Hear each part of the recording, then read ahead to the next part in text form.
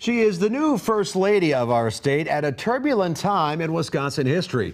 Her husband, Scott Walker, has been the target of huge protests at the state capitol. We know a lot about him, but Madison residents are just beginning to get to know her. So this is about her. Tonette Walker is a very accomplished woman in her own right, and she's juggling a lot right now, moving to a new city, raising 2 teenage boys, and transitioning into one of the most exciting roles of her life, the First Lady of Wisconsin. Was working for you. Tonette Walker is introducing herself to Madison by opening up her new home, the Governor's Mansion, for public tours this month.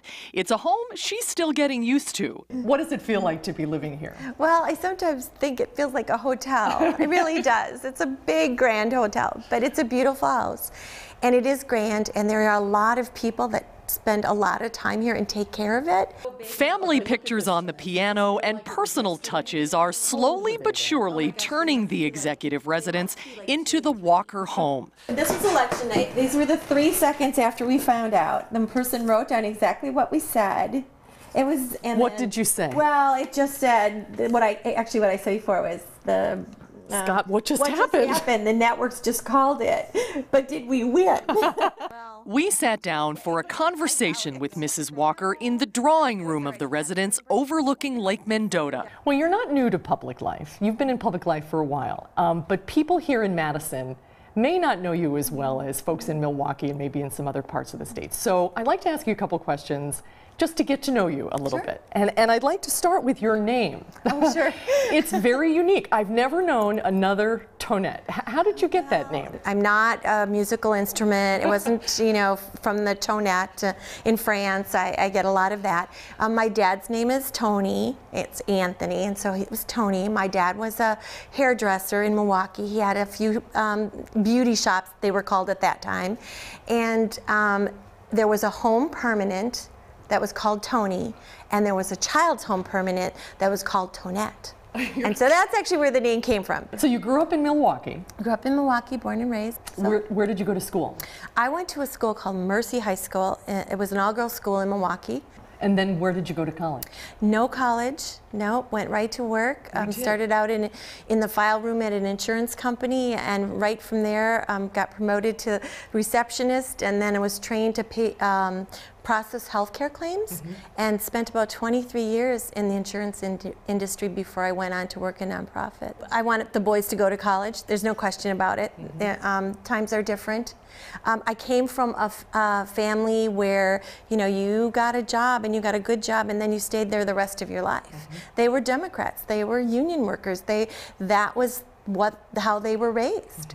How did they feel about you marrying a Republican? Well, you know, in the beginning, that, you know, was hard for my parents, but they just got to know him and really, you know, got to know him for who he was.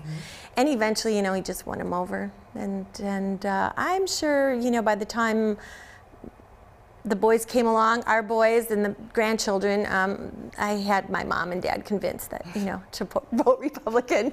Where did you meet Scott? Scott and I met at Saz's. It was karaoke night. We were both there with friends.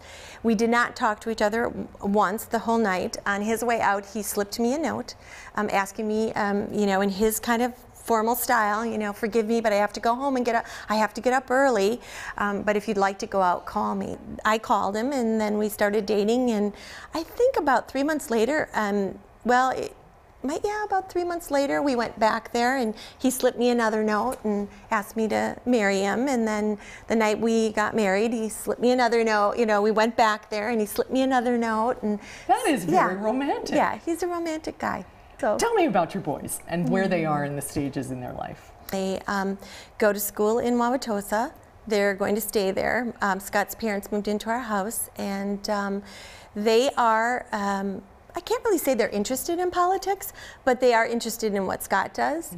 We've always taught him the same thing from day one when they were little. You know, there's always 2 sides to every story.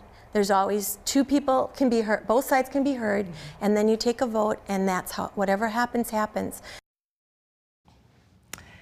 And that is how the family approached the elections. Tonette says her sons are asking more questions than they ever have, and it has not been easy dealing with the anger and animosity that has been targeted at their father. She'll talk more about that in part 2 of our interview coming up tonight on News 3 at 10. We'll also hear her reaction to an incident that got a lot of attention when one of her son's high school teachers demonstrated in the protests on the Capitol Square. Mrs. Walker will talk about that and much more with the First Lady coming up tonight at 10. Looking forward to it. Nope.